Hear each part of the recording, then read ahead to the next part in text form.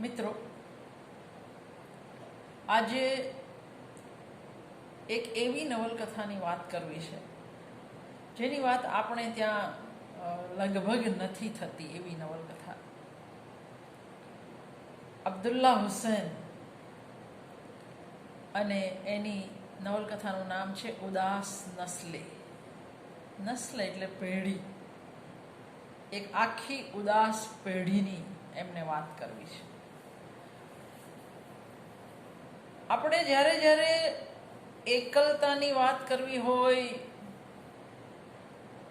ખાસ કરીને જ્યારે આધુનિક સાહિત્યના લક્ષણો ભણાવતી વખતે હંમેશા કામો, કાફકા, સાત્ર વગેરેની આપણને જરૂર પડતી હોય છે.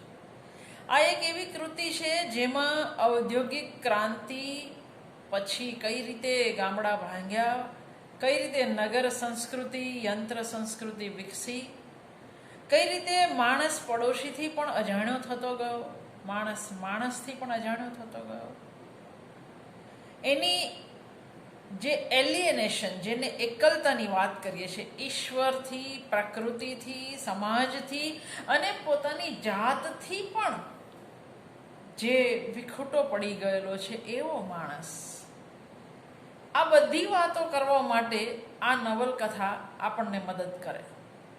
એટલે દરેક વખતે મને અંગ્રેજી નથી આવડતું ને એટલે મેં કામુ કાફકા નથી વાંચ્યા એવી ફરિયાદ કરવાની જરૂર નથી.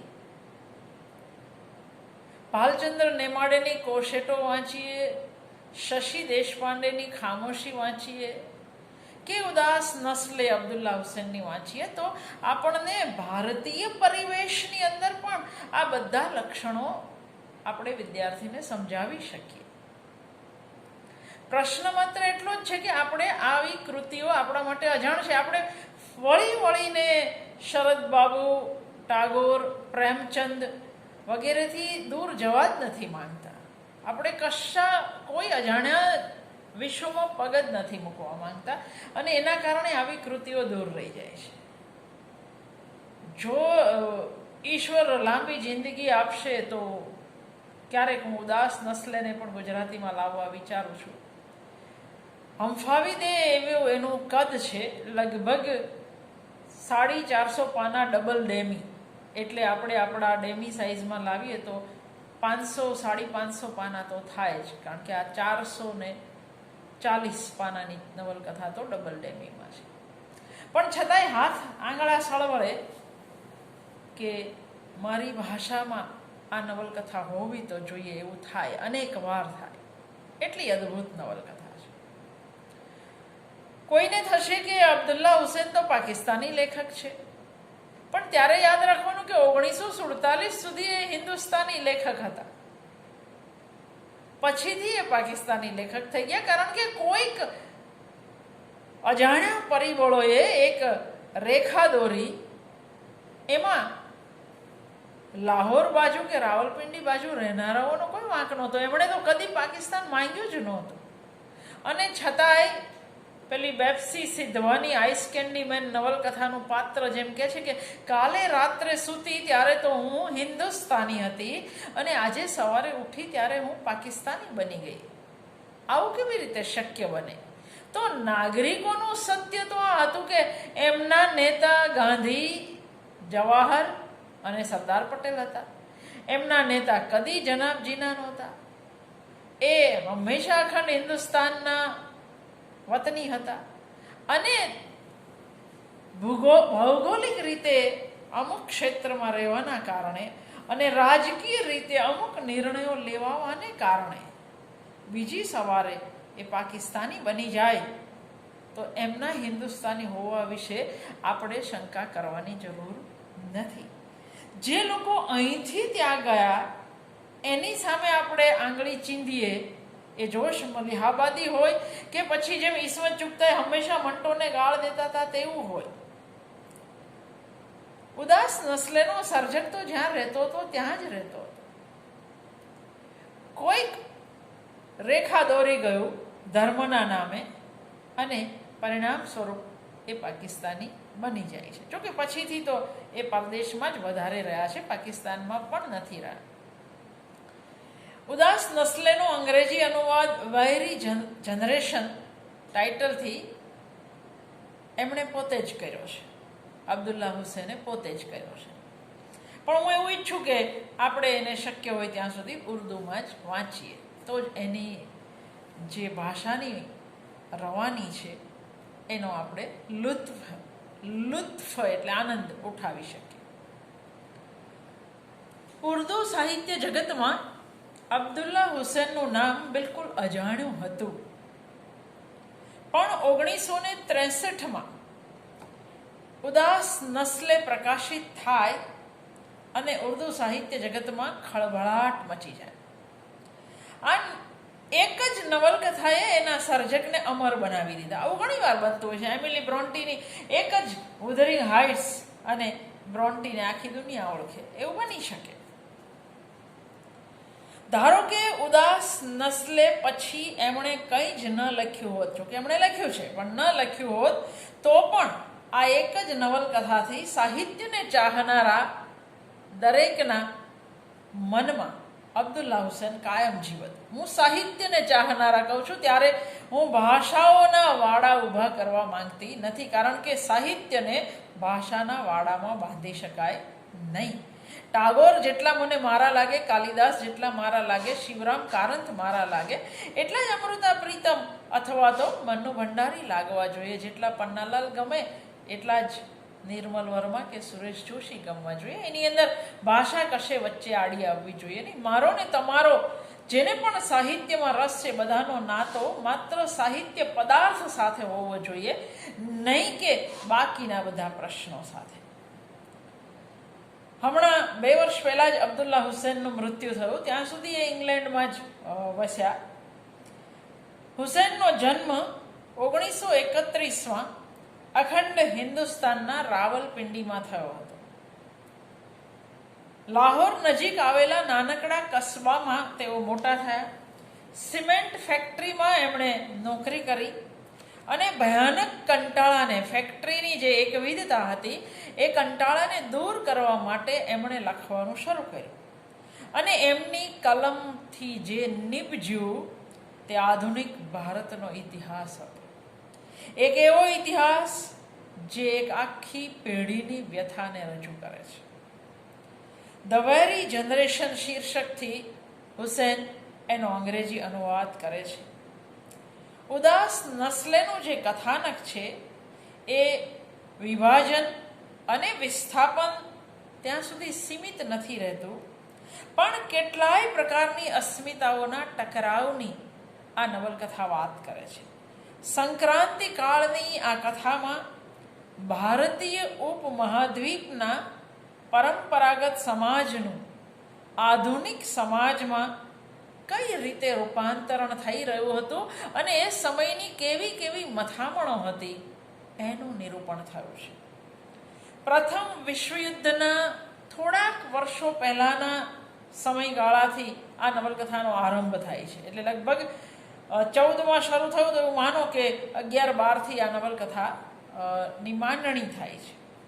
અને પછી બહુ જ અલસ ગતિએ નિરાતે નવલકથા આગળ વધે છે. એટલે જ્યારે હુસેન પોતે અનુવાદ કર્યો છે છતાંય એણે ઘણા બધા ફકરા કાઢી નાખ્યા છે. પહેલું વિશ્વયુદ્ધ, જલિયાવાલા બાગ હત્યાકાંડ, દેશ પર ઘેરાઈ રહેલ આફતના વાદળાઓ, દેશના ભાગલા, ભારતીય મુસ્લિમોની પાકિસ્તાન તરફની આંધળી દોટ, વિશાળ સમયપટ. આ આખો સમયપટ અહીંયા આગળ લેવાયેલો છે. વિશાળ સમયપટ પર આલેખાયેલી આ નવલકથા 3 યુગના દસ્તાવેજ જેવી કૃતિ છે. પ્રથમ ખંડમાં અંગ્રેજી સામ્રાજ્યનો સમય છે. બીજા ખંડમાં સ્વાતંત્ર્ય પ્રાપ્તિ માટેના સંઘર્ષનો સમયકાળ છે. અને ત્રીજા ખંડમાં ભારતના ભાગલા પછીની કત્લેઆમ અને વિસ્થાપનની વાત છે. હિન્દુસ્તાનમાં વસનારી કેટલીય પેઢીઓની કથાને સમાંતરે બદલાતા જમાનાનું અહીંયા આગળ ચિત્રણ છે. બદલાતી પેઢીઓ અને બદલાતો જમાનો, બદલાતા જતા સામાજિક રાજકીય ચિત્રની સમાંતરે હુસેન બદલાતા જતા વિચારોનું, બદલાતા જતા મૂલ્યોનું જગત પણ આલેખતા જાય છે. આમ ભલે ઉદાસ નસ્લેનો નાયક આપણને નઈમ લાગે, પણ હકીકતે સમકાલીન જીવનના વિભિન્ન કાળખંડ અને એ કાળખંડમાં જીવતી, સંઘર્ષ અને વ્યથામાં ઘેરાયેલી 3 પેઢીઓ અહીં કેન્દ્ર સ્થાને છે. નઈમ તો માત્ર નિમિત્ત રૂપ પાત્ર છે. આ 3 પેઢીઓના અનુભવની ફરતે ઇતિહાસના તાણાવાણા ગૂંથાયેલા છે. અબ્દુલ્લા હુસેનની ઉદાસ નસ્લેને ઉર્દુની એક શ્રેષ્ઠ નવલકથા માનવામાં આવે છે. 1963માં પાકિસ્તાનનો જે સર્વોચ્ચ સાહિત્યિક પુરસ્કાર છે એ આ કૃતિને મળેલો. અને પછી હું એક કૃતિની વાત કરવાની છું, ઇંતઝાર હુસેનની બસ્તી. ઇંતઝાર હુસેનને પણ બસ્તી માટે એ જ આદમજી પુરસ્કાર મળેલો, પણ એમણે પાછો વાળેલો, સ્વીકારેલો નહીં. કારણ કે હુસેન હંમેશા પાકિસ્તાનની લશ્કરી નીતિઓના ટીકાકાર રહેલા, હંમેશા. પણ હંમેશા પાકિસ્તાનમાં જ રહ્યા. અબ્દુલ્લા હુસેને પાકિસ્તાન છોડી દીધું. હુસેન મૃત્યુ પર્યંત પાકિસ્તાનમાં રહ્યા અને પાકિસ્તાનની નીતિઓની ટીકા કરતા રહ્યા. આ સહેલું નથી જરાય. બીજે વસીને ટીકા કરવી સહેલી છે, પણ રાજ્યની સત્તાનો તાપ સહેતા સહેતા ટીકા કરવી એ બહુ અઘરું છે. આ બૃહદ સમય પટ પર વિસ્તરેલી નવલકથામાં 1913 થી 1947 સુધીના હિન્દુસ્તાનના રાજકીય, સાંસ્કૃતિક ઉતાર ચઢાવ સાથે પ્રજાની જે માનસિકતા બદલાતી ગઈ એનું નિરૂપણ છે. ભારતની અડધી સદીનો ઇતિહાસ અહીં એના તમામ રંગો સાથે હાજર છે. ઇતિહાસ માત્ર ચોપડાઓમાં નથી હોતો, ઇતિહાસ અહીં પણ હોય છે. એટલા માટે જ હું ફિક્શનલ હિસ્ટ્રીની હંમેશા વાત કરું છું. I do favour fictional history. વધારે સાચો ઇતિહાસ જાણવો હોય તો તમારે ઓરલ હિસ્ટ્રી અને ફિક્શનલ હિસ્ટ્રી પાસે જ જવું પડે. પ્રજાની મૂંઝવણો, એનું શોષણ, પ્રજાનો સંઘર્ષ, રાષ્ટ્રીય નેતાઓએ કરેલી ભૂલોનું નિર્મમ લાગે એવું પણ સાચું ચિત્ર અહીં આલેખાયું છે. ગોખલે, એની બેસન્ટ, જનાબ જીના, ડૉક્ટર ઇકબાલ, મૌલાના શૌકત અલી જેવા નેતાઓ અહીં આગળ જીવતે જીવ, હાજરા હજુર કોઈક પાર્ટીમાં કે કોઈક અધિવેશનમાં કૃતિના પાત્રો સાથે ફરતા કે વાતો કરતા બતાવ્યા છે. અહીંયા ફિક્શનને વાસ્તવનો, કલ્પનાને વાસ્તવનો આવો સ્પર્શ અપાયેલો છે. આપણે એવું કહીએ કે મધુરાએ આ પ્રયોગ કર્યો, બક્ષી વગેરેને નહીં, આવા પ્રયોગો થઈ ચૂક્યા છે. આપણને નવું લાગે છે કારણ કે આપણે એ પ્રયોગોથી અજાણ છીએ એટલા માટે. જલિયાવાલા બાગ હત્યાકાંડ, પ્રિન્સ ઓફ વેલ્સનું આગમન તથા સાયમન કમિશનનો વિરોધ, આ ઘટનાઓ મુખ્ય પાત્રોની સંડોવણી દ્વારા વધારે પ્રતીતિકર લાગે છે. નઈમ આમાં સંડોવાય છે. બ્રિટિશ ઇન્ડિયા એનો પહેલો ખંડ છે, હિન્દુસ્તાન એનો બીજો ખંડ છે, બટવારા નવલકથાનો ત્રીજો ખંડ છે અને ઉપસંહાર, આમ 4 ખંડમાં વહેંચાયેલી આ મહાનવલને મુખ્ય પાત્ર નઈમ દ્વારા સળંગ સૂત્રે ગૂંથવામાં આવી છે. વિભાજનને વારંવાર નકારતો નઈમ, હું ધરાર દિલ્હી નહીં છોડું કહેતા રોશન આગા અને એમની જેવા ઘણા બધા પાકિસ્તાન જનારા કાફલામાં કેમ જોડાઈ ગયા? આ કેમ્પ પાછળના કારણો અને કોઈ મંજિલ વગરની સફરની અનઅર્થકતા વ્યથિત કરી દે એ રીતે અહીં આલેખાય છે. માણસની વેદનાની આ નવલકથા એ મહાગાથા છે. અદ્ભુત કહી શકાય એવા સર્જક તાટસ્થ્યથી લખાયેલી આ કૃતિ એ દેશની પીડાની મહાગાથા છે જેનું નામ 1947 સુધી હિન્દુસ્તાન હતું. આ મહાગાથામાં હિન્દુસ્તાનની ધરતીની મીઠી સુગંધ છે, તો સાથે સાથે બે ટુકડામાં વહેંચાઈ જનારા લોકોની વેદના અને આક્રોશ પણ છે. હજારો વર્ષથી, 1000 વર્ષથી તો ખરા જ, 1000 વર્ષથી એકમેક સાથે હળી મળીને જીવનારા હિન્દુ મુસ્લિમના નામે આ ઉપમહાદ્વીપમાં રાજનેતાઓએ હંમેશા સ્વાર્થી રાજનીતિ જ ખેલી છે. જે પ્રજા મૂળભૂત રીતે બંગાળી, પંજાબી, સિંધી, ગુજરાતી કે મરાઠી હતી, એને ધર્મના આધારે બે દેશમાં વહેંચી આપવાનું કામ ટૂંકી દૃષ્ટિના રાજકીય નેતાઓ અને સંકીર્ણ વિચારધારાવાળા ધાર્મિક નેતાઓએ કર્યું. વાસ્તવમાં પ્રજાના બહુ મોટા સમૂહને ન તો ધર્મ સાથે કશી લેવા દેવા હતી, ન તો રાજકારણ સાથે. આ પ્રાચીન રાષ્ટ્રને બે ટુકડામાં વહેંચી દેનારી આ ઘટના સાથે હકીકતે પ્રજાના મોટા વર્ગને કશી લેવા દેવા નહોતી, અને છતાંય દેશ વહેંચાયો તો ખરો. ઉદાસ નસ્લેને નવલકથા સ્વરૂપ પાસેની મારી અને તમારી જે આપણે ભણતા આવ્યા છે એવી રૂઢ અપેક્ષાઓથી જો આપણે તપાસીશું અથવા મૂલવીશું તો નવલકથાને અન્યાય કરી બેસશું. જગત સાહિત્યમાં એવી કેટલી નવલકથાઓ લખાઈ છે જ્યાં એકાદ પાત્રને કેન્દ્રમાં રાખી સમસ્ત માનવ જાતની પીડા આલેખાઈ હોય, બદલાતા જતા સામાજિક, આર્થિક, રાજકીય કે નૈતિક મૂલ્યોની સમાંતરે જ્યાં આગળ યુગ પરિવર્તનનું ચિત્ર આલેખાયું હોય, પાત્રોના અનુભવો, ચર્ચાઓ દ્વારા જીવનની પાયાની ફિલસૂફી ચર્ચાતી હોય, આ બધું નવલકથામાં તાણા વાણાની જેમ ગૂંથાઈને આવે એટલે કથારસ ભાગ્યે જ અવરોધાય. ફિલસૂફી કૃતિ પર હાવી થઈ જતી હોય એવા દાખલા પણ આપણને સરસ્વતીચંદ્ર અથવા બ્રધર્સ કારામાઝોવમાં મળે છે. આવી દુનિયાભરની નવલકથાઓની જો ટૂંકી યાદી જોઈએ તો સ્ટાઇનબેકની ગ્રેસ ઓફ રોથ, દોસ્તોવસ્કીની બ્રધર્સ કારામાઝોવ,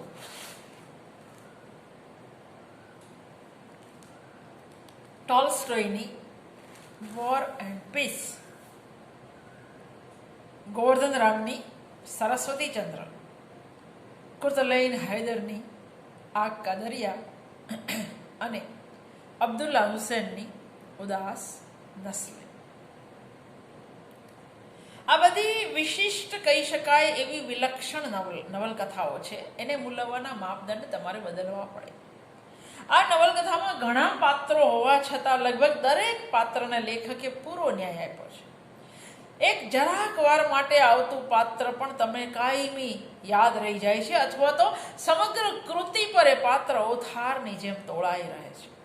ખેડૂતો, મજૂરો, સૈનિકો, ક્રાંતિકારીઓ, નેતાઓ, નવાબો, કાર્યકરો, જમીનદારો, અફસરો, ગામડા, શહેર, જેલ, કારખાના, હુલ્લડ અને હિજરત, માણસ જાતની આદિમ ઈચ્છાઓ સાથે સંઘર્ષમાં ઉતરતા એના સપનાઓ, એનો પ્રેમ, એની નફરત, એની સરળતા અને સંકુલતા, સંબંધોની જટિલતા અને એમાંથી પેદા થતી નિર્ભ્રાંતિ, આ બધું આલેખવામાં લેખકને ભાષાનો પનો કશે ટૂંકો પડતો હોય એવું દેખાતું નથી.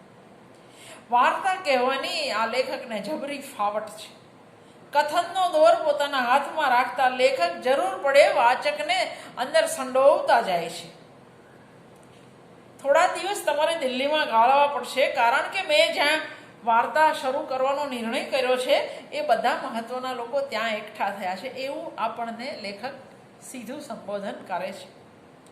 રોશન આગાના મહેલમાં ચાલતી પાર્ટીથી નવલકથાનો આરંભ થાય છે. આ નવાબી ઘરોમાં અંગ્રેજો કરતાંય ચડે એવું સવાઈ અંગ્રેજી વાતાવરણ છે. આટલા બધા લોકો વચ્ચે લેખક એના મુખ્ય પાત્રો પર કેમેરા ફોકસ કરતા જાય છે.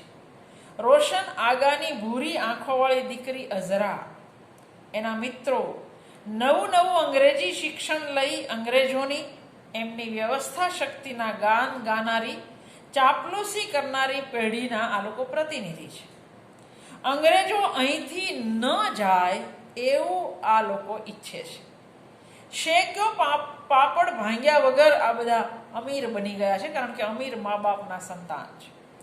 દેશની પરિસ્થિતિ સાથે આ પાર્ટીમાં હાલનારાઓને કોઈ લેવા દેવા નથી. એટલે જ ગોખલે પણ એ અહીંયા હાજર છે, નવાબને કહે છે, બંગાળ તકસીમ હો યા મુત્તહદ રહે, સંયુક્ત રહે, આપકા રોયલ બંગાળ ટાઈગર કા શિકાર જારી રહેગા. તમારે તમારા વૈભવ વિલાસ સાથે નાતો છે, દેશ સાથે તમારે કશો નાતો નથી. કલકત્તામાં અંગ્રેજી શિક્ષણ પામેલો નહીં પોતાના નિર્દોષ બાપના જેલવાસ વિશે જાણે છે. આ અમીરો તરફથી તુચ્છકારનો ભાવ અનુભવે છે, ત્યારે એ આ જાક જમાળ ભર્યા તિલસ્મી જગતને છોડી અને પોતાના મા બાપ પાસે ગામડે જતો રહે છે અને બહુ જલ્દી ગામડાના રંગે રંગાઈ જાય છે.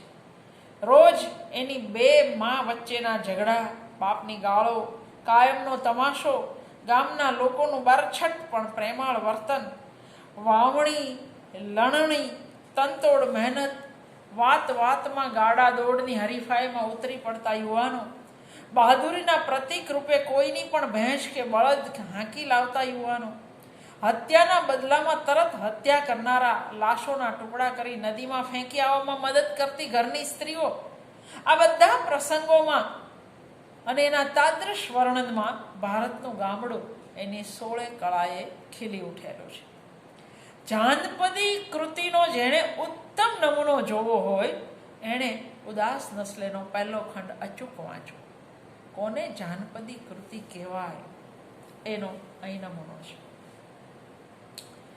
હિન્દુ, મુસ્લિમ, શીખની વસ્તીવાળું આ રોશનપુર ગામ, એના લોકોની રહેણી કરણી, ભાષા, પહેરવેશ, ઉત્સવો અને ગીતો, આનંદ વ્યક્ત કરવાની રીત, આ બધું એક સરખું છે, ક્યાંય કશો જુદારો નથી. દાંડી સત્યાગ્રહ વખતે બધા ભેળા થઈને મીઠું પકવે છે.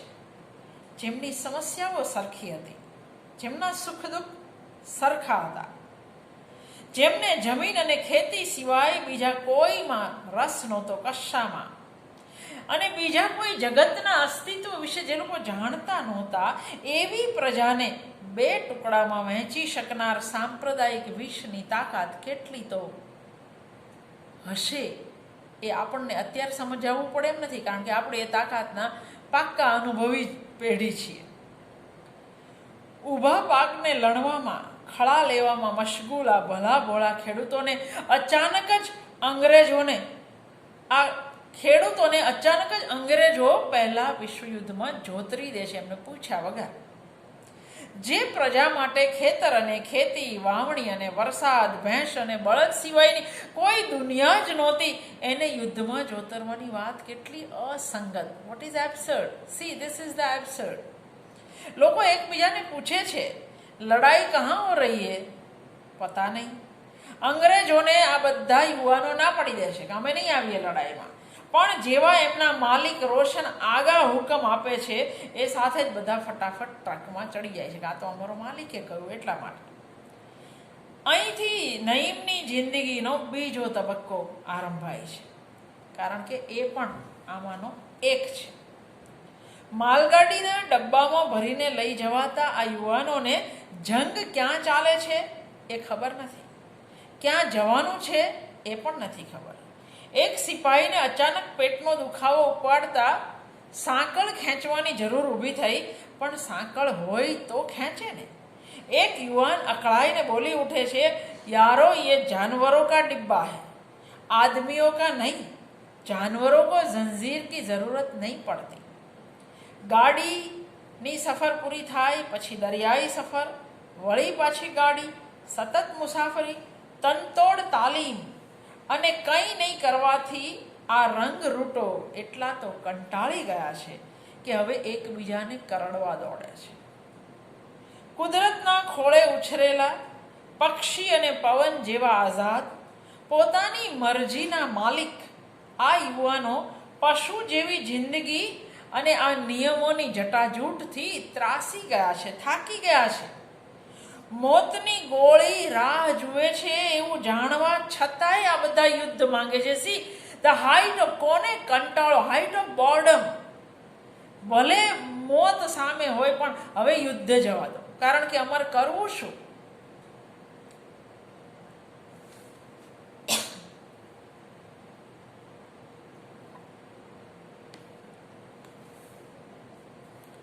ચાર ઓગસ્ટ 1914 રોજ યુદ્ધની જાહેરાત થવાની સાથે જ આ યુવાનો રાજીના રેડ થઈ જાય છે અને જર્મનોના પહેલા જ હુમલામાં નઈમ સિવાયના બધા જ એના ગામના છોકરા માર્યા જાય છે. ફ્રાન્સ, બેલ્જિયમ, પૂર્વ આફ્રિકામાં લડાતું ઘાસનું વિશિષ્ટ યુદ્ધ, આ સ્થળો તથા યુદ્ધના વર્ણનો, સિપાહીઓનો કંટાળો અને એની જવામર્દીનું પ્રતીતિકર વર્ણન આપણા દેશની બીજી કઈ કૃતિમાં થયું હશે? ભીના ઠંડા ખાડાઓમાં જાત ભાતના જીવડા વચ્ચે ઉપરથી વરસતા વરસાદ કે બરફ નીચે બેસીને હુમલાની રાહ જોતા સિપાહીઓની હતાશા, અકળામણ એટલી તો તીવ્ર છે કે તેઓ તૂંતા પર ઉતરી જાય છે. આ યુવાનો એકબીજાને હલાલ કરી શકે એટલી હદે આવેશથી ઘેરાયેલા છે. યુદ્ધ મૃત્યુની કોઈ કિંમત કે શોક રહેવા નથી દેતો અને છતાંય સેંકડોને મારી ચૂકેલ, સેંકડો લાશ જોઈ ચૂકેલો નઈમ પોતાના કારણે મરતા ઠાકોર દાસને કે ઘાયલ થતા જર્મન સૈનિકને જિંદગીની છેલ્લી ક્ષણ સુધી ભૂલ્યો નથી. 6 મહિના પછી પૂર્વ આફ્રિકામાં પોતાના મિત્ર મહેન્દ્રસિંહને જોઈને નઈમ ડઘાઈ જાય છે. આ મહેન્દ્રસિંહ કેવો હતો? ગામમાં રોશનપુરમાં હતો ત્યારે આરામથી 2-4 કતલ કરી શકતો, પણ હવે જીવતી લાશ જેવો મહેન્દ્રસિંહ હસી પણ નથી શકતો. અર્થ વગરની કતલેઆમથી એ થાકી ગયો છે. જે મહેન્દ્રસિંહ વાતમાં ભાભીની છાતીને અડપલું કરી લેતો કે બાથમાં લઈ લેતો, છોકરી જોઈને લાળ ટપકાવતો, એ કઈ હદે જિંદગીથી કંટાળીને બેઠો છે. કબ્રસ્તાનમાં બેઠો બેઠો એ નઈમને કહે છે, यकीन करो नईम, मैं तंग आ चुका हूं. एक गांव हमने फतेह किया, वहां एक औरत मेरे हाथ लगी. 4 घंटे तक वो मेरे साथ रही, लेकिन डर की वजह से मैंने उसको हाथ तक न लगाया. इतनी देर से मैंने दूध नहीं पिया, सवारी नहीं की घोड़े की, मैं नहाया भी नहीं, मैं खत्म हो चुका हूं. बालक जेवो आ महेंद्र नईम ने पूछे છે, तुम्हें पता है नईम हम क्यों लड़ रहे हैं? जर्मनों ने हमला किया है. नईम जवाब आपे છે, जर्मनों ने कहाँ हमला किया है? हमारे गांव पर, रोशनपुर पर. नहीं. फिर हम यहाँ क्यों है? हम किस लिए यहाँ आए? પોતાના માલિક રોશન આગા, અંગ્રેજ નહીં, એ જેના માટે અંતિમ સત્ય હતું, તે મહેન્દ્રસિંહ કઈ હદે યુદ્ધ અને કતલેઆમથી કંટાળ્યો છે કે એની રેજિમેન્ટ આગળ વધી રહી છે ત્યારે એ ધરાર એક ડગલું આગળ માંડવા તૈયાર નથી. એને આદેશ આપે છે એનો કંપની કમાન્ડર, પણ એ નથી પગલું માંડતો અને પરિણામે કંપની કમાન્ડર એને શૂટ કરી દે છે. માર કાપ, સાથીને મરતો જોવો, અડધો જીવતો છોડી જવો, કામ ચલાવ દવાખાનાઓમાં ઘાયલોની રોકકળ, હાથ પગ ગુમાવી બેઠેલાઓની હતાશા, આ બધું સીધા સાદા ખેડૂતોની દ્રષ્ટિએ જ્યારે આપણે જોઈએ ત્યારે યુદ્ધની ભયાનકતા અને નિરર્થકતા અનેક ગણી વધી જાય છે. કારણ કે આ લોકો સૈનિકો નહોતા, એ ખેડૂતો હતા, એ જીવન આપનારાઓ હતા, જીવન લેનારા નહોતા. લડનારા બેવ બાજુ ખેડૂતો છે. એમને નથી યુદ્ધના કારણોની ખબર કે નથી તો પરવા પરિણામની. પોતાના હાથે ઘાયલ થયેલ જર્મન સિપાહીને સત્ય કહી દેવા માટે નઈમ છટપટે છે, પણ કહી શકતો નથી. પણ એ જ જર્મન નઈમને જિંદગીભરની યાદગીરી જેવો લાકડાનો હાથ બનાવી આપે છે, કારણ કે નઈમનો એક હાથ કપાઈ ગયો છે. બીજો ખંડ હિન્દુસ્તાન એ સૌથી લાંબો છે. અહીં નવાબો, અંગ્રેજો, જમીનદારોના હાથે શોષાતા પીસાતા ખેડૂતોનું ચિત્ર આલેખાયું છે. હિંસા દ્વારા અંગ્રેજ સરકારને હંફાવનારાઓ સાથે થોડોક વખત નઈમ કામ કરે છે ક્રાંતિકારીઓ સાથે, પણ એ બહુ જલ્દી નિર્ભ્રાંત થઈ જાય છે. એ માને છે કે અસમાનતા, અપમાન માટે લડવા માટે, સમગ્ર વ્યવસ્થા બદલવા માટે વિશ્વ યુદ્ધથી પણ મોટા યુદ્ધની જરૂર છે. નવા પ્રકારનું યુદ્ધ જે હથિયાર વગર લડવાનું રહેશે, જે 2-4 નહીં પણ લાખો કરોડોનું યુદ્ધ હશે. નઈમ લોક ક્રાંતિની વાત કરે છે, પણ મધુકર, બેનર્જી, મદન વગેરે હિંસક ક્રાંતિના પક્ષકાર છે. આ લોકો ગાંધીની મશ્કરી કરે છે. શીલા નઈમને ચેતવે છે કે આ લોકો વિરોધ કરનારને ગોળી મારી દે છે, પણ તોય નઈમ બેખૌફ બોલે જાય છે. એ કહે છે, એક રેલગાડી उड़ाने से तुम लोग क्या कर लोगे? हिंदुस्तान में हजारों रेलगाड़ियां चल रही है. आज़ादी के लिए रेलगाड़ियों से नहीं, उनमें सफ़र करने वाले लाखों लोगों से संपर्क करने की ज़रूरत है. आज ગાંધીની નીતિ હતી એની વાત છે. હિંસાની સામે અહિંસાની તરફેણ કરતો નહીં આ લોકોથી કંટાળી અને ગામ પાછો ફરે છે. બાપના મૃત્યુ પછી ખેતી સંભાળતો નહીં કંટાળીને પાછો દિલ્હી જાય છે, જ્યાં એની જિંદગીનું નવું પ્રકરણ આરંભાય છે.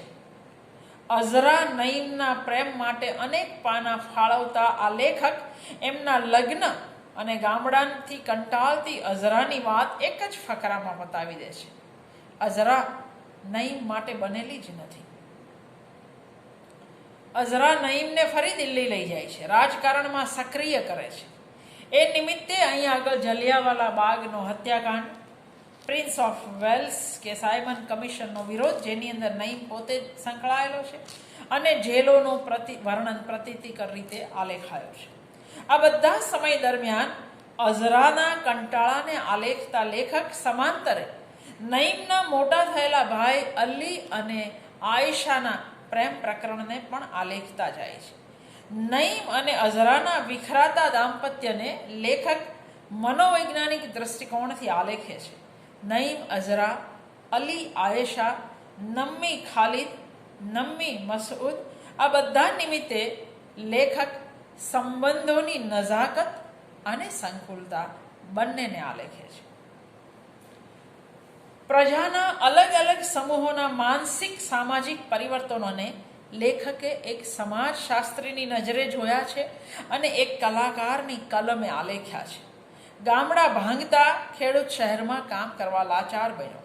એના તહેવારો, મેળા, દોસ્તી, બિરાદરી, દુશ્મની, શિકાર, ટોળ ટપ્પા, ઢોર ઢાંખર, મોસમની સાથે રંગ બદલતા આસમાન, ઝાડપાન અને રંગોની દુનિયા, આ બધું જ ખોવાઈ ગયું. શહેરમાં સૌને અલાયદી જિંદગી હતી. રોજ મળતા લોકોના દિલો વચ્ચે હવે અંતર વધી ગયું હતું.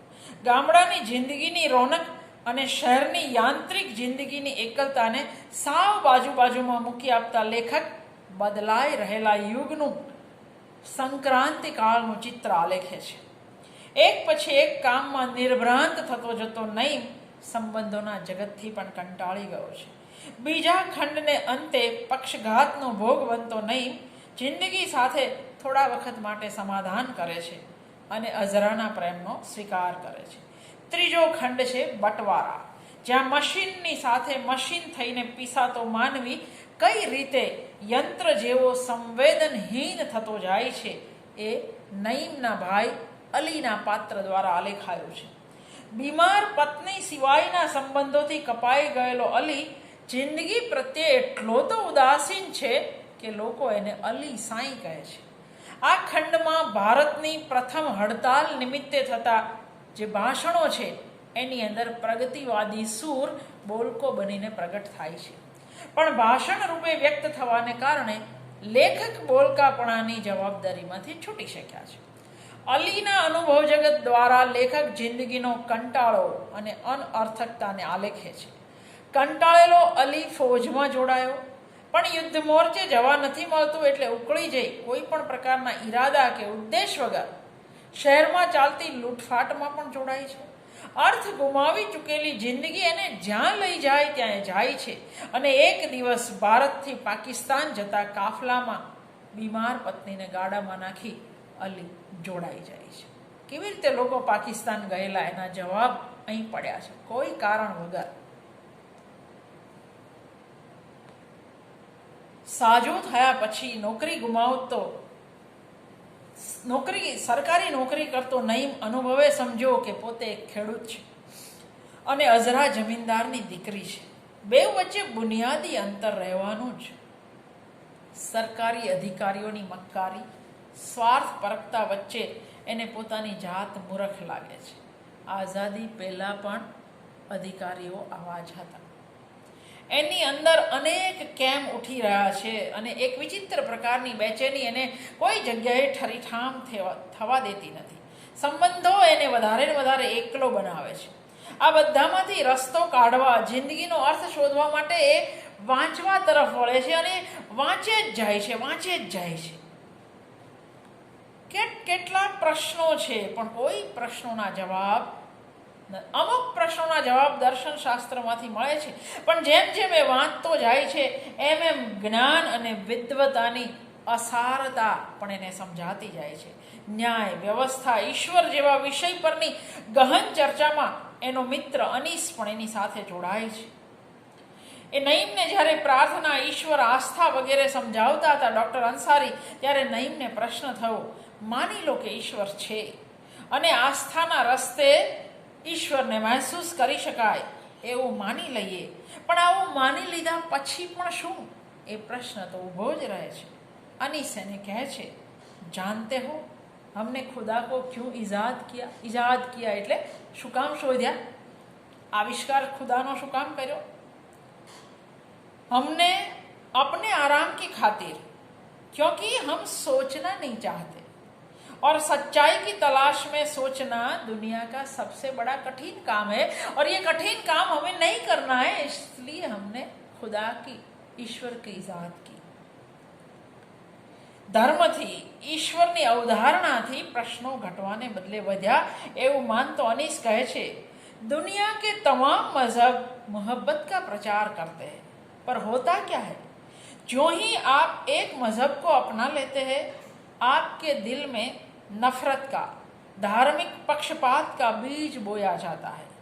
दूसरे मजहब के खिलाफ, दूसरे तमाम मजहब के खिलाफ, उन तमाम अनगिनत संप्रदायों के खिलाफ जिनमें आप शामिल नहीं. આ બધી ચર્ચાઓ કરતો અનીસ અચાનક જ લાગણીવશ થઈ માયુસીથી પૂછી બેસે છે, क्या सिर्फ मोहब्बत काफ़ी नहीं है? नहीं, क्या हमारी रूह को इसके अलावा किसी और चीज़ की ज़रूरत है?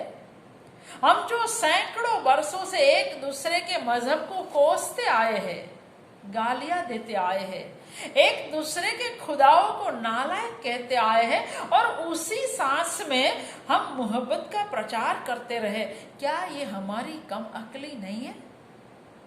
નિશ્ચયાત્મક બુદ્ધિ અને નૈતિકતાથી સમાજ ચાલે તો પછી ધર્મો દ્વારા ઊભા કરાયેલા ભેદભાવ નાબૂદ થઈ જાય એવું અનીસ આદર્શવાદ અને અભિનિવેશથી કહી ઉઠે છે. જો કે બંને સમજે છે આ બધી વાતનો કોઈ અર્થ નથી. અઝરા સાથેના સંબંધ વિશે સત્યની લગોલગ પહોંચી ગયેલો નઈમ બાવરો બની ઘરની બહાર નીકળી પડે છે. શહેરમાં તોફાન ફાટી નીકળ્યા છે એવું જાણવા છતાં એ નીકળી પડે છે અને પછી શરૂ થાય છે પેલી મંઝિલ વગરની દોડ. સરહદ પાર જતા કાફલામાંનો નઈમ એક થઈ જાય છે. એક સમૂહની પીડા, ખાલીપો, જિંદગીની અનઅર્થકતાનું પ્રતીક છે નઈમ. એની જિંદગીમાં એણે એક મિત્રને મરવા દીધેલો, એક છોકરી શીલા સાથે વગર પ્રેમે સૂતેલો. આ બે ઘટનાના અવતાર તળે આખી જિંદગી એ કચડાતો રહ્યો. ન તો એ કોઈ દોસ્તી બાંધી શક્યો, ન કોઈને પ્રેમ કરી શક્યો. હવે પછીના જે દૃશ્યો છે એ આ સામૂહિક પાગલપનના યુગમાં પાકિસ્તાન જવા નીકળેલા કાફલાના છે. કાફલામાં અલીને નઈમ અથડાઈ જાય છે. આટલી કડવાશ પછી પણ અલી નઈમને સાચવે છે, કારણ કે એનો મોટો ભાઈ છે. કાફલામાં પ્રથમ મૃત્યુને પૂરો આદર આપનારાઓ મોતની લંગાર પછી મૃત્યુનો મલાજો કરવાનો પણ ચૂકી જાય છે. One death is a tragedy અને too many death is a statistic. એ જેમ હમણાં આપણે કોરોના કાળમાં સાચું થતું સાબિત જો એ વસ્તુ હંમેશા હોય છે. જુગુપ્સક મૃતદેહો, રોજની હત્યાઓ, પોતાના કુટુંબીજનોના મૃત્યુ પણ એમના સંવેદના તંત્ર પર કોઈ પ્રભાવ પાડતા નથી. નઈમ સાથે ચાલી રહેલો ઇતિહાસનો પ્રોફેસર જિંદગીભરના અનુભવનો નિચોડ આપતો હોય એ રીતે आदर्श અને राजनीति વચ્ચેનો ભેદ समझावे છે. हमारे पास न तो आइडियल था न तो राजनीति थी, जो था वो सिर्फ बिगड़ी हुई जिंदगियां थी और जहरीले दिमाग थे, जिसका नतीजा इस बिगड़ी हुई हालात से सामने आया है. ये हमारे इतिहास का कौन सा रूप है? ये वह नस्ल है जो एक मुल्क के इतिहास में अरसे के बाद पैदा होती रहती है, जिसका कोई ठिकाना नहीं होता, कोई ख्यालात नहीं होता, जिसका कोई लक्ष्य नहीं होता, जो जन्म से ही उदास होती है और इधर से उधर सफर करती रहती है. हम हिंदुस्तान के इस बदकिस्मत नस्ल की और संतानें हैं. हम उदास नस्ल है. પણ પ્રોફેસર કબૂલે છે, આ એવો કાળ છે, એવો માહોલ છે જ્યાં ઈચ્છવા છતાં માણસ કશું કરી શકે એમ નથી. આ વ્યક્તિ વચ્ચે કોઈ પ્રશ્નો નથી, પણ વાત સમૂહ પાસે ગયા પછી વકરી જાય છે. આમાં એકલો પડી જતો, લાચારી અનુભવતો, સત્ય પારખી શકતો માણસ શું કરી શકે? એટલે ચૂપચાપ પ્રામાણિકપણે નિષ્ઠાથી જીવે જવું, એના સિવાય એની પાસે કોઈ રસ્તો નથી. ક્યોંકि ईमानदारी और शराफत के साथ लगातार दुख झेलता हुआ इंसान ही इस दुनिया की सबसे बड़ी हकीकत है. ઝીણી ઝીણી વિગતો દ્વારા લેખકે આ સમયગાળાનો ભયાનક બર્બરતા ભર્યું વાતાવરણ મૂર્ત કરી આપ્યું છે. કેટલા તો સંયમથી આ ચિત્ર આલેખે છે. સબ નંગે પાવ થે, सारे जूते तंग हो चुके थे, सबकी नजरें गूंगी और आवारा थी और उनसे लंबे बेमंजिल सफर की तकलीफ टपकती थी. उसके सामने थोड़ी थोड़ी देर पर हमले हो रहे थे, लोग मर रहे थे, जो मारे जाने से बचे रहे वह थक कर गिर रहे थे, सामान को आग लगाई जा रही थी और लोग खुराक के लिए आपस में लड़ रहे थे. सड़क पर और सड़क के किनारे लाशों का लंबा सिलसिला था. जो जिंदा थे चले जा रहे थे और मियाँ बीबी, बहन भाई और माँ और बच्चे के रिश्ते खत्म हो रहे थे. आ वास्तविकता थी. नहीं मबड़े छे, ये बंटवारा, इसका कोई मतलब नहीं. ये सारा एक ही इलाका है. ये बंटवारे का किस्सा सब बेकार है, कोई फर्क पड़ने वाला नहीं है. આ એ સમયના ઘણા બધા લોકોનું સત્ય હતું. અલીની આંખ સામે હુમલાખોરો નઈમને લઈ જાય છે અને એક ભરપૂર જિંદગીનો આ રીતે અંતરિયાળ અંત આવે છે. 12 વર્ષથી માંદી પત્નીને છાતીએ વળગાડીને ફરતો અલી અમૃતસર સ્ટેશનની ભીડમાં અટવાય છે અને છેલ્લી ઘડીએ ચાલતી ગાડીમાં એકલો ચડી જાય છે. 12 વર્ષથી માંદી પત્નીને સાચવનારો એકલો ચડી જાય છે. માણસનું માણસથી વિખૂટાપો. ભૂખ્યા તરસ્યા, પોતાનું બધું જ ગુમાવીને બેઠેલા, કોઈ મંઝિલ કે ઉદ્દેશ વગરના અલી જેવા સેંકડો માણસોની દોડ લાહોર સ્ટેશન આવતા પૂરી થઈ જાય છે. આ લોકો ક્યાં જઈ રહ્યા હતા? શા માટે જઈ રહ્યા હતા? રોશન આગા જેવા કુટુંબો માટે તો પાકિસ્તાનમાં પણ ઘર અને નોકરી હતા. ઘર બાર વગરના, મૂળિયા વગરના સામાન્ય માણસોને ભાગે જ સૌથી વધારે વેઠવાનું આ સમય આવેલો. પ્લેટફોર્મ પર જીવતી લાશ જેવા પડેલા આ લોકો એક ટોળા સાથે ટ્રેન પર હુમલો કરે છે. અલી લાંબો થઈને પડ્યો છે, કંટાળેલો છે. એ આ મારકાપ જોઈ રહે છે. થાકીને આંખ મીચી લે છે. અચાનક એની સામે રોતી કકળતી એક સ્ત્રી દોડીને આવે છે. મારા વર છોકરાને મારી નાખ્યા તો મને કેમ છોડી દીધી? લો મને પણ મારી નાખો, એવો એ કકળાટ કરી રહી છે. અને અચાનક જ અલીની અંદરનું પશુ જાગી ઉઠે છે. પેલી સ્ત્રીને મારી નાખવાનો જનૂન એની અંદર વ્યાપી વળે છે.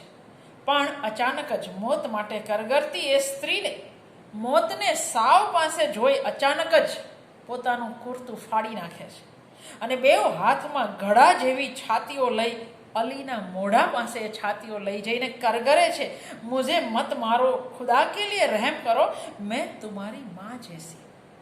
અને અલી નફરતથી મોઢું ફેરવી લે છે. લાશોના ઢગ વચ્ચે ફરી એકવાર જિંદગી ડોકિયું કરે છે. શીલા જે નઈમની સાથે હતી તે એ હવે બાનો છે. પાકિસ્તાનમાં આવ્યા પછી એ અલીને સ્ટેશન બહાર દોરી જાય છે. વાર્તા અહીં પૂરી થાય છે, જ્યાં અલી શીલા સાથે લગ્ન કરીને ગામડે રહેવા જવાની વાત કરે છે. ભારતની અડધી સદીનું વાસ્તવદર્શી ચિત્ર રજૂ કરતી આ નવલકથા આપણો ભૂતકાળ સાથે નવી રીતે સંબંધ જોડે છે. કૃષ્ણચંદર આ નવલકથા માટે કહે છે, हिंदुस्तान की 20वीं सदी जो स्वाधीनता संघर्ष, अकारण खून रेजी और आध्यात्मिक उथल पुथल की द्योतक है, अपनी संपूर्ण सुंदरता और असुंदरता, दुख और सुख के साथ इन पृष्ठों में सांस लेती नजर आती है. उदास नस्ले इस स्तर का उपन्यास है कि इसे निसंकोच संसार के श्रेष्ठ गद्य साहित्य में स्थान दिया जा सकता है. આ કૃષ્ણચંદરે કહ્યું છે. વિશાળ ફલક પર ગજબની પ્રવાહિતાથી વહેતી આ નવલકથા આપણી સામે એક આખા યુગને જીવંત કરે છે. ગ્રામ જીવનના પ્રતીતિકારક વાસ્તવિક ચિત્રો, શહેરી ઉચ્ચ વર્ગની રહેણીકરણી, પ્રથમ વિશ્વયુદ્ધના તાદૃશ ચિત્રો, આઝાદીના જંગના વિવિધ પાસા અને પછી વરવી કત્લેઆમ અને ઉદ્દેશ વગરના કાફલાઓના કારમાં દૃશ્યો એક સિદ્ધ હસ્ત કલમે આલેખાયા છે. બહારેલા અગ્નિ જેવા કોમી અજંપાના વાતાવરણને, અંગ્રેજોની કૂટનીતિને આલેખતી આ કૃતિ વિચ્છેદની અનુભૂતિના નિરૂપણ બાબતે અજોડ છે. રાજકીય ગતિવિધિઓ, કાવતરાઓ કોઈ જગ્યાએ નવલકથાના કાર્યવેગને અવરોધતા નથી. એક વિચિત્ર અજંપા અને વિષાદનો અનુભવ કરાવતી આ કૃતિ એક વાત સમજાવે છે કે વિભાજનનું થીમ કથા સાહિત્ય માટે કદી ન ખૂટે એટલી સામગ્રી પૂરી પાડી શકે એમ છે. ઉદાસ નસ્લેમાં વિષાદનું, અનઅર્થકતાનું એવા તો કલાત્મક સંયમથી આલેખન થયું છે કે વાચક રડવાને બદલે માનવ નિયતિ વિશે વિચાર કરતો થઈ જાય. અને આ જ કોઈ પણ બહુ જ મોટા ગજાની કૃતિની નિશાની છે.